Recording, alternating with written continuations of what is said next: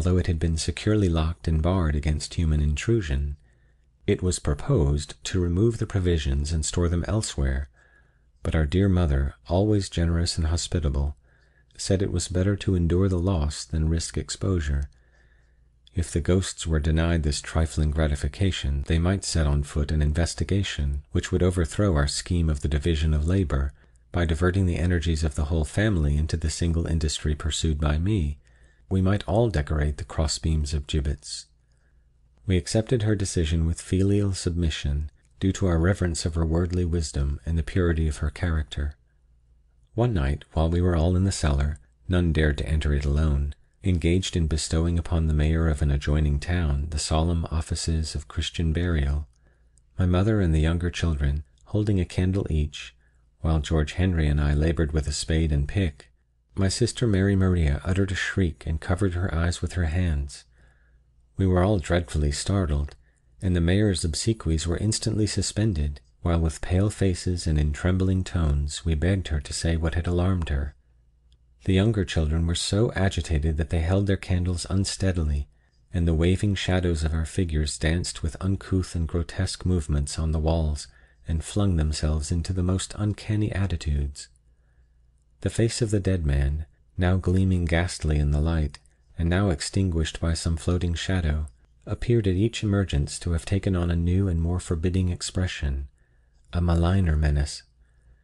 Frightened even more than ourselves by the girl's scream, rats raced in multitudes about the place, squeaking shrilly, or starred the black opacity of some distant corner with steadfast eyes, mere points of green light, matching the faint phosphorescence of decay that filled the half-dug grave, and seemed the visible manifestation of that faint odor of mortality which tainted the unwholesome air.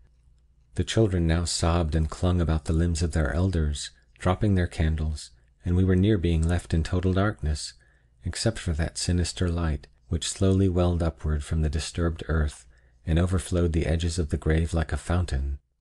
Meanwhile my sister, crouching in the earth that had been thrown out of the excavation, had removed her hands from her face, and was staring with expanded eyes into an obscure space between two wine casks. "There it is! There it is!" she shrieked, pointing. "God in heaven, can't you see it?" And there indeed it was, a human figure dimly discernible in the gloom, a figure that wavered from side to side as if about to fall, clutching at the wine casks for support, had stepped unsteadily forward, and for one moment stood revealed in the light of our remaining candles. Then it surged heavily and fell prone upon the earth. In that moment we had all recognized the figure, the face and bearing of our father, dead these 10 months and buried by our own hands. Our father indubitably risen and ghastly drunk. On the incidents of our precipitate flight from that horrible place, on the extinction of all human sentiment in that tumultuous mad scramble up the damp and mouldy stairs, slipping, falling, pulling one another down and clambering over one another's back, the lights extinguished, babes trampled beneath the feet of their strong brothers and hurled backward to death by a mother's arm. On all this I do not dare to dwell. My mother, my eldest brother and sister and I escaped.